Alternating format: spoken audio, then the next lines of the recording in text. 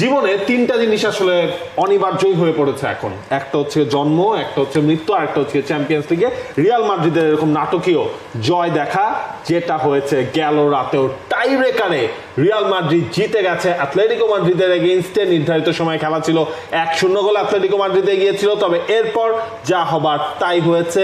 Real Madrid শেষ পর্যন্ত হাসিটা হেসেছে, তবে এবার তাদের ভাগ্যের ছোঁয়াটা তাদের হাতে এনে দিয়েছে অ্যাটলেটিকো মাদ্রিদ। আসলে রিয়াল মাদ্রিদ ম্যাচটা কি করে জিতবে একটা লম্বা সময় ধরে সেটাই ভাবছিলাম। যখন আতলেতিকো মাদ্রিদ শুরুতে এগিয়ে গেল, শেষের দিকে ভাবছিলাম যে নাটকটা আসলে কি করে জমবে। আমি প্রস্তুত ছিলাম যে আতলেতিকো মাদ্রিদ একটা আত্মঘাতী গোল দিবে, আমি প্রস্তুত ছিলাম যে একটা রেড কার্ড হবে, আমি প্রস্তুত ছিলাম যে ভিনিসিয়াস ওই পেনাল্টি থেকে কনভার্ট করে রিয়াল মাদ্রিদকে জিতিয়ে দেবে। কিন্তু আমি যেটার জন্য প্রস্তুত ছিলাম না সেটা হচ্ছে আলভারেজের ডাবল টাচ। দেশ জুড়ে তোলপাড় ওয়ালটন ফ্রিজ কিনে আপনিও হয়ে যেতে পারেন মিলেনিয়ার।